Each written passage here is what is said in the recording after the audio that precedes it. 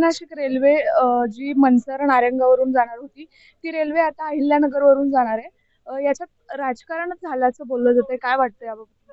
ते काय आहे, मला दुर्दैवानं या गोष्टी दुःख होतं की एखादा विषय चर्चेला जातोय आणि त्याचं लगेच राजकारण सुरू होतं.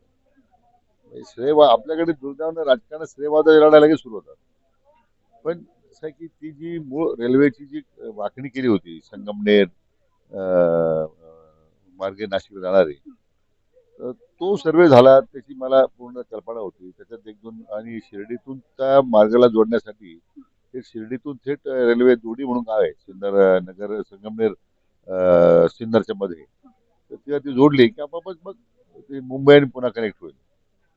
आता हा जो नवीन सर्वे झालेला आहे, जी आता लोकसभेत त्याच्याबद्दल माहिती दिली गेली, याची तर मला सुताराम कल्पना नव्हती. नंबर एक, मी परवाच रेल्वे मंत्र्यांना पत्र लिहून या संदर्भात माहिती दिलेली आहे. कारण त्या उत्तर असं होतं की लोकप्रतिनिधींना विचारून हा निर्णय झाला. याचा अर्थ रेल्वेच्या अधिकाऱ्यांनी मंत्री महोदयांची फसवणूक केलेली आहे. आमच्याशी कोणी चर्चा केलेली नाहीये. पण याआधी सुद्धा कारणं दिली गेली आहेत, की जनावरे त्या रेल्वे ट्रॅकवरती येतील, अपघात होतील आणि त्याच्यानंतर आता पण जीएमआरटीचा जे काही प्रश्न उपस्थित केलाय, मग यावरती बोललं जातं की राजकारण होतं.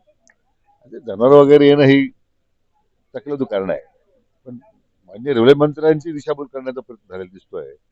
आणि हा कोणी बदलला आहे, हा जो मूळ प्रस्तावामध्ये बदल कोणी केला आहे याची चौकशी करण्याची मी विनंती मंत्री महोदयांना केलेली आहे.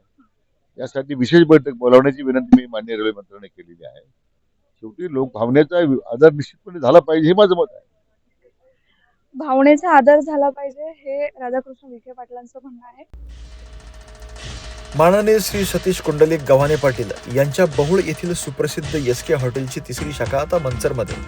उद्घाटन समारंभ मंगळवार दिनांक 16 डिसेंबर 2025 रोजी सायंकाळी 6:30 वाजता अवसरी फाटा मंचर, तालुका आंबेगाव, जिल्हा पुणे येथे. निमंत्रक समीर नवनाथ थोरात, अफजल तांबोळी, रोहन ढेरंगे, निखिल परदेशी, शुभम परदेशी, ऋषिकेश गोसावी.